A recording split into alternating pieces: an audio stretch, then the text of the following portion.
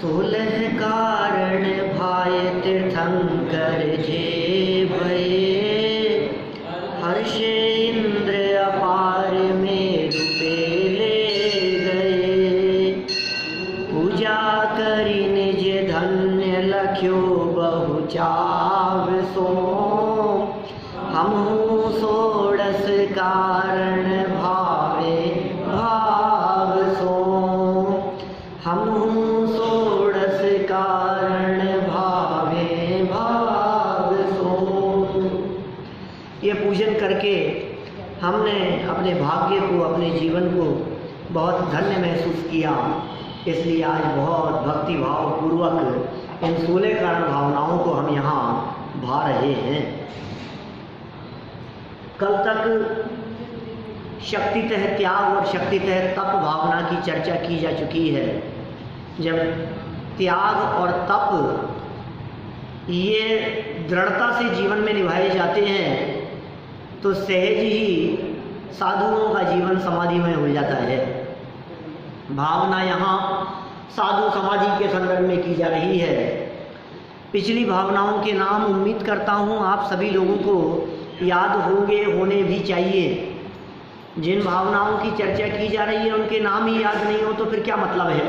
पहली भावना, दूसरी अर्जव विनय संपन्नता, नंबर 3 शील व्रते शांतिचार, नंबर 4 अभीष्ट ज्ञानोपयोग, फिर संवेग, शक्तितः त्याग, फिर शक्तितः तप, और आज 8वें नंबर पर है साधु समाधि। साधु बनकर के समाधि की भावना। त्याग करो, ये संयम अंगीकार करो, ये मनुष्य जीवन की सार्थकता है। मनुष्य जीवन संयम अंगीकार करने के लिए मिला है। ये मनुष्य जीवन भोगों के लिए नहीं मिला। ये मनुष्य जीवन संयम और तप विशेष रूप से करने के लिए है, क्योंकि यह कार्य दूसरी गतियों में नहीं किया जा सकता। स्वर्ग में संयम नहीं है, नरक में संयम नहीं है। त्रियंच गति के जीवों में उपचार से आंशिक संयम कहा गया है, पंचमूल स्थान मात्र, वे भी पूर्ण संयमी नहीं हो सकते। तो मनुष्य जीवन एकमात्र ऐसा है जिनमें संयम अंगीकार किया जा सकता है। और ये हमारे पर्व चल रहे हैं, ये पर्व भोग के नहीं त्याग के पर्व हैं। जैन परंपरा में जो पर्व मनाए जाते हैं ये पर्व भोग के नहीं त्याग के पर्व हुआ करते हैं। इसलिए हमारे यहाँ त्याग की प्रमुखता है। त्याग तो हुआ, त्याग भी किया, मुनि भी बन गए, संयमी भी हो गए, लेकिन अब इस संयम की साधना, ये समाधि पूर्वक जीवन पूरा हो, इसमें सार्थक है। समाधि मतलब परभाव से मूल हो गया। समाधि मरण, साधु समाधि में जीवन बिताएं। समाधि माने पर से मौन, समाधि माने पर से विरक्ति, समाधि माने कषायों से विरक्ति, निवृत्ति, उनसे छूट जाना, देह और संयोगों के प्रति उदासीनता का भाव। समाधि माने शांत परिणाम। समाधि भाव निकषाय भाव का नाम है। जब किसी मुनिराज की समाधि की चर्चा चलती है तो उसमें यही बात ध्यान रखी जाती है कि मुनिराजों के परिणाम किस तरह से शांत रहे। परिणाम कैसे शांत रह सकते हैं उसका नाम है समाधि। परिणाम शांत कैसे रहे। समाधि गत जो मुनिराज हैं, जिन्होंने संलेखना ली है, समाधि मरण की भावना भाई है, उनको अन्य मुनिराज भी क्या उपदेश देते होंगे, क्या संदेश देते होंगे। दूसरे मुनिराजों के माध्यम से, आचार्यों के माध्यम से, निर्यापक आचार्य जो होते हैं उनके माध्यम से आखिर क्या उपदेश दिया जाता है। यही उपदेश दिया जाता है कि सुनो, ये देह तो विनाशिक है, ये देह क्षणभंगुर है, ये नाश होने वाली है, लेकिन तुम शरीर नहीं हो, तुम शरीर से भिन्न एक चैतन्य तत्व हो, तुम आत्मा हो, तुम अपने आप को देह से भिन्न अनुभव करो। यदि देह से भिन्न अनुभव करोगे तो ये शरीर की पीड़ा तुम्हारे परिणामों को विचलित करने में समर्थ नहीं होगी, तुम्हारे परिणाम स्थिर रहेंगे। क्योंकि समाधि मरण का जो काल होता है, समझ लिए उस काल में हो सकता है देह अशक्त हो, शरीर शिथिल हो गया हो, आहार आदि ग्रहण न किया जा रहा हो, शरीर की बहुत स्थिति बिगड़ चुकी हो। तो ऐसी जब परिस्थितियां बनती हैं तो शरीर से दृष्टि हटाने का उपदेश दिया जाता है, और उसके बिना समाधि नहीं होती, समाधि मरण नहीं होता। साधुओं का जीवन तो समाधि में बीतता है। साधु समाधि भावना, 16 कारण भावनाओं में चर्चा चल रही है सेठ साहब, क्या माने 16 कारण भावनाओं में 8वें नंबर की भावना जो साधु समाधि भावना है, जीवन कैसा होता है मुनिराजों का, सो यहाँ बतलाया है इन्होंने साधु समाधि भावना के माध्यम से। एक ही बात, एक आपने नया वर्ड यूज कर, निराकरण आचार्य क्या है? निर्यापक मुनिराजों को समाधि के काल में उपदेश देने वाले, उनको विधि पूर्वक अंत समय में परिणामों को संभालने वाले जो आचार्य होते हैं, वे सब निर्यापक आचार्य कहलाते हैं। आचार्य अलग अलग। हाँ, आचार्य हमारे वे होंगे जिन्होंने दीक्षा दी है, वे हमारे संघ के आचार्य हैं। जिस संघ में हम रह रहे हैं वे हमारे संघ के आचार्य हैं। लेकिन समाधि के काल में वे आचार्य मौजूद हों ये जरूरी नहीं है, कहीं दूसरे जो भी निकट होंगे वे समाधि के लिए सहयोग प्रदान कर सकते हैं, संलेखना के लिए, समाधि मरण के लिए, ये सब समाधि के लिए जो योगदान प्रदान करते हैं अंत समय में, वे सब निर्यापक गुरु कहलाते हैं। देखिए यहाँ साधु समाधि के संदर्भ में क्या कह रहे हैं। 5 नंबर का यह छंद है, ध्यानतराय जी की पूजन है। एक एक लाइन का अर्थ हम करते चले जा रहे थे। ऊपर से बोल लो फटाफट, नाम भी ख्याल में आए और अर्थ भी ख्याल में आए। ताको आवागमन न होई, विनय महाधारे जो प्राणी, शिव बनिता की सखी बखानी।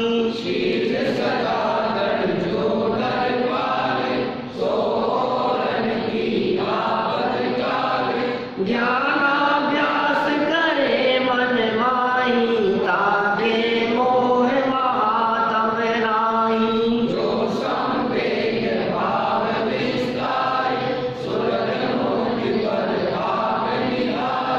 दान दे मन हर्ष विशेष, इह भव यश पर भव सुख देखे।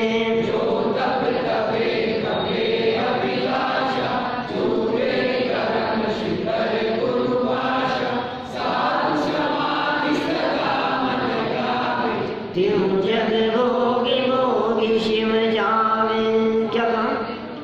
साधु समाधि सदा मन लावे, त्यों जग भोग भोगी शिव जावे। साधु समाधि सदा मन लावे, अभी मरते समय की बात नहीं है। समाधि शब्द सुनते ही हमारे को मरण दिखाई देने लगता है। ये कह रहे हैं सदा समाधि के परिणाम सदा मन लावे साधु। ये समाधि के परिणाम कैसे होते हैं?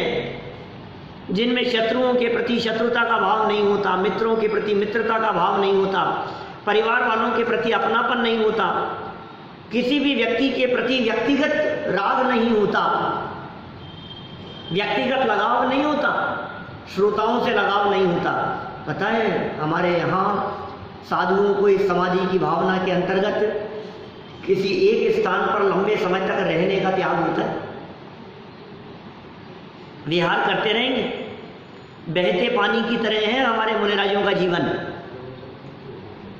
वे एक ही स्थान पर क्यों नहीं ठहरते हैं, क्यों नहीं टिकते हैं एक ही स्थान पर? क्योंकि एक ही स्थान पर ठहरेंगे तो उस स्थान में घर जैसी अनुभूति होने लगेगी। वहां रहने वाले आसपास के जो साधर्मी लोग हैं, उन साधर्मियों के प्रति प्रीति बढ़ने लगेगी। उनका नाम जानना, उनका बिजनेस जानना, उनकी फैमिली वालों को जानना, उनसे परिचय हो जाना, उनसे राग बढ़ जाना, तो किस लिए एक छोटा सा परिवार छोड़ करके बहुत बड़ा परिवार बना लिया? समाधि की भावना, कोई फर्क नहीं पड़ता है। उपसर्ग करने वाले हों या उपसर्ग दूर करने वाले हों, हमें कोई फर्क नहीं पड़ता है। ये है समाधि, इसका नाम समाधिमय जीवन है। समाधि शब्द का अर्थ मैंने एक दिन किया था। समाधि निकषाय भाव का नाम है। कषाय रहित परिणामों को समाधि कहते हैं। समता भाव जिसमें हो, समता भाव सहित जो परिणाम है, शांत परिणाम, निकषाय भाव, कषाय रहित विचार, आकुलता रहित निराकुल परिणाम, उनका नाम समाधि है। वही छेड़ाला की जो दौलत राम जी की पंक्तियां हैं, सच में वे पंक्तियां हमारे को बहुत प्रभावित करती है। कौन सी घड़ी में वो पंक्तियां लिखी गई होगी दौलत राम जी के माध्यम से, कितने मर्म भर दिए हैं उसमें। कौन सी पंक्तियां हैं?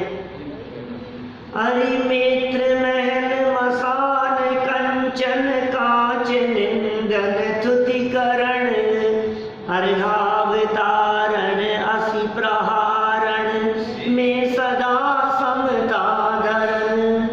क्या समझ में आई क्या अर्थ? छेड़ाला की छठवीं ढाल, छेड़ाला ग्रंथ की छठवीं ढाल मुनिराजों के स्वरूप वर्णन के लिए है। सब समाज में सब पढ़ते हैं, सब पढ़ते हैं, सब पढ़ाते हैं, सब जगह पर चर्चाएं चलती है छेड़ाला की। उसकी लाइनें बता रहा हूं मैं आपको। परस्पर विरोधी बातें कही है दीपेश जी। अरि मित्र मैल मसान कंचन कांच निंदन थुतिकरण अर्घावतारण असि प्रारण में सदा समता धरण। कितनी बातें कह दी सात्विक? शत्रु हो या मित्र हो, हमें कोई फर्क नहीं पड़ता। क्या शत्रु अगर कोई हो, संतुष्ट उनको कर दूं। कोई शत्रु नहीं है, कोई शत्रु नहीं है हमारा। हमारे मन में किसी के प्रति शत्रुता का भाव नहीं है। अरे मित्र, शत्रु हो या मित्र हो, और महल हो या शमशान हो, महल में रात्रि बितानी हो या शमशान में रहना हो, हमें कोई फर्क नहीं पड़ता है। हमें तो दोनों एक समान दिखाई देते हैं। हम तो चैतन्य महल में निवास करते हैं। ये बाहर के महल हमें आकर्षित करने में समर्थ नहीं है, और ये शमशान हमारे चित्त को विचलित करने में समर्थ नहीं है। अरे मित्र, महल, मसान, कंचन और कांच, बोलो मुनिराजों के सामने गोल्ड हो या कांच के टुकड़े हो, उन्हें क्या प्रयोजन? हमें क्या मतलब? कितना सोना इकट्ठा कराए वो लोग, अरे हमें क्या मतलब, सोना हो चाहे कांच के टुकड़े हो। सोने से हमारा कुछ मतलब नहीं है, कुछ प्रयोजन नहीं है। ये सब गृहस्थों के श्रावकों के काम है, जो करो सो करो। कंचन कांच, इतना ही नहीं, आगे क्या कह रहे हैं? निंदन और स्तुतिकरण। निंदन माने निंदा करने वाले, और स्तुति करने वाले। कोई व्यक्ति यदि हमारी प्रशंसा कर रहा हो, समाधि की भावना की बात बता रहा हूं आपको, कैसी समाधि में जीवन बीतता है मुनिराजों का। निंदा करने वाले हो और स्तुति करने वाले हो। निंदन, स्तुतिकरण, इतना ही नहीं, यहां भी आप ऐसी शांति धारण कर सकते हो। कहने वाले कहते रहते हैं, बकने वाले बकते रहते हैं, निंदा करने वाले करते रहे। सुनो, निंदा प्रभावित न करे ये कोई बड़ी बात नहीं है, लेकिन प्रशंसा भी जिनको प्रभावित न कर सके ये बहुत बड़ी बात है। निंदा को बर्दाश्त करने वाले जगत में लोग बहुत मिल जाएंगे, लेकिन प्रशंसा को जो बर्दाश्त करें ऐसे विरले लोग जगत में बहुत कम होंगे।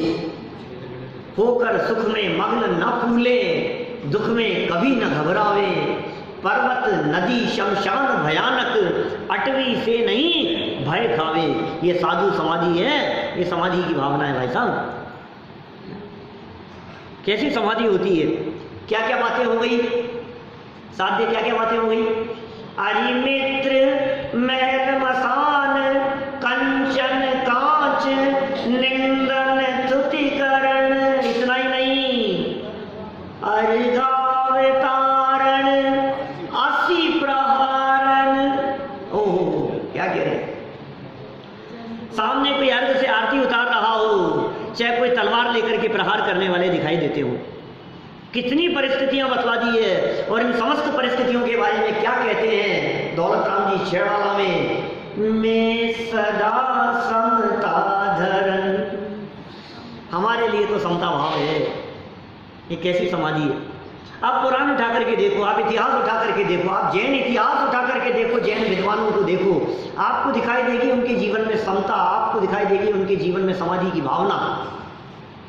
ये जितने मुनिराजों के चित्र दिखाई देते हैं तीर्थ क्षेत्रों में लगे हुए, आपके मथुरा में लगे होंगे, जगह कितने लगे होंगे, क्यों साहब? साधु के लिए थोड़ी लिखा है, तो हमारे लिए भी तो। साधु माने सज्जन। साधु मतलब कौन? साधु वो नहीं सर्वत्र चंदनम न बने बने, नीतिकारों ने लिखा है। साधु माने सज्जन पुरुषों के लिए भी साधु शब्द का प्रयोग किया जाता है। मुनिराज भी अर्थ कर सकते हैं और साधु अर्थ भी कर सकते हैं, मुनि भी कर सकते हैं अर्थ और सज्जन अर्थ भी कर सकते हैं इसका। समाधि की भावना, लेकिन शांत परिणाम वो तत्व ज्ञान के अवलंबन से होते हैं, वो स्वभाव के अवलंबन से होते हैं, वो अपने आप को चैतन्य आत्म तत्व स्वीकार किए बिना ये समाधि की भावना हो नहीं सकती है। आखिर किस चीज का बल है उनके पास में कि सामने वाला तलवार से प्रहार करने की बात कर रहा है? अरे क्रूर पशु जंगल में शेर, उससे डरते नहीं है मुनिराज। शालिनी शरीर खा रही है लेकिन डर नहीं लग रहा है। सुकुमाल सुकौशल मुनिराज बाघ खाता रहा, उनको फर्क नहीं पड़ा। ये क्या हो रहा है? कहानी में पेल रहे हैं, उपसर्ग हो रहे हैं, रुई में लपेट करके आग लगा दी गई है। ये कैसी कैसी परिस्थितियां दिखती हैं मुनिराजों की? क्यों नहीं विचलित हो रहे हैं? बतलाओ, कुछ है बात। सुनो, ये जो छोटे छोटे से बच्चे हैं ना सामने जो दिख रहे हैं, ये जब खेलते हैं ना और चोट लग जाती है, पता नहीं लगता इनको। घर में आते हैं ना, फिर पैर देखते हैं, ये क्या हुआ? जब बच्चे खेल में मस्त होते हैं तो उन्हें चोट लग जाने का पता नहीं लगता है। माने उपयोग यदि खेल में मस्त है तो वे चोट की भी परवाह नहीं करते। तो हमारे महामुनिराज का उपयोग जब अपने अतीन्द्रिय आनंद में मस्त है तो बाहर में उपसर्गों की परवाह कैसे हो सकती है? उपयोग ही नहीं है, ध्यान ही नहीं है। कमट पत्थर बरसा रहा है, बरसा रहा होगा, हमारा उपयोग अपने अंदर में है, उसका नाम समाधि है। क्या होता है इससे? सदा मन लावे, मरण समय नहीं। सारा जगत ये समझता है देहांत के समय में तुमको न भूल जाऊं। भैया याद दिला देना देहांत के समय में, मरते समय नहीं भूल जाऊं। भूलेगा ही क्या? कब नहीं भूलेगा? जब जीवन भर तुझे याद रहेगा तो मरते समय नहीं भूलेगा। फिर तो कभी भी आ जाए ना मौत, हमें क्या फर्क पड़ता है? हमारे हृदय में यदि सदा काल पार्श्वनाथ शांतिनाथ महावीर भगवान विराजमान है, आदिनाथ भगवान, उनका जीवन, उनका स्मरण यदि सदा काल मेरे हृदय में है तो फिर मौत कभी भी आ जाए, मुझे क्या फर्क पड़ता है? सदा मन लावे, बहुत मार्मिक लाइन है। समाधि की बात कह रहे हैं और अंत समय में नहीं नहीं नहीं, साधु समाधि सदा मन लावे। क्या होगा? फिर जीवन पूरा होगा तो तिहु जग भोगी भोगी शिव जावे। ध्यान राय जी जानते हैं, अभी यदि साधु बन भी गए, दीक्षा भी ले ली और समाधि भी हो गई तो क्या होगा? मुक्ति तो अभी मिलेगी नहीं। तो क्या मिलेगा? स्वर्ग मिलेंगे, तिहु जग के भोग भोगने को मिलेंगे। लेकिन ध्यान रखना, इन भोगों में हम अटकेंगे नहीं, शिव जावे। अंत समय में मोक्ष, शिव माने मोक्ष, शिव माने कल्याणकारी अवस्था, उस मुक्ति अवस्था का नाम है ये शिव। अंत समय में मोक्ष अवस्था की अवश्य ही प्राप्ति होगी। ये ज्ञानियों का चिंतन है साहब, ये सोच है उनकी। अभी न त्याग करवा रहे हैं तुमसे, न तप करवा रहे हैं, न तुम्हें साधु बना रहे हैं, न तुम्हारी समाधि करा रहे हैं। अभी तो एक साधक जीव के मन में चलने वाली भावनाओं को बता रहे हैं। ये चीजें क्या है जो हम पढ़ रहे हैं दीपेश जी? ये भावनाएं हैं भाई साहब, इनका नाम 16 कारण भावनाएं। भावना तो भाव, भावना तो भाव ऐसी कि देहांत के समय में तुमको न भूल जाऊं। भावना तो भाव आप इस तरह की कि जीवन हमारा शांत परिणामों में समय बीते, ये भावना निरंतर भाई जाने योग्य है। तीनों जग माने तीनों लोगों के भोगों को भोगते हुए, भोग भी बीच में आएंगे लेकिन वे हमें अटकाने में समर्थ नहीं होंगे, और शिव जावे अल्पकाल में हमें मुक्ति की प्राप्ति अवश्य ही होगी। ऐसी समाधि में हम सभी का जीवन निरंतर बीते, इसी भावना से बात को यहीं विराम देता हूँ।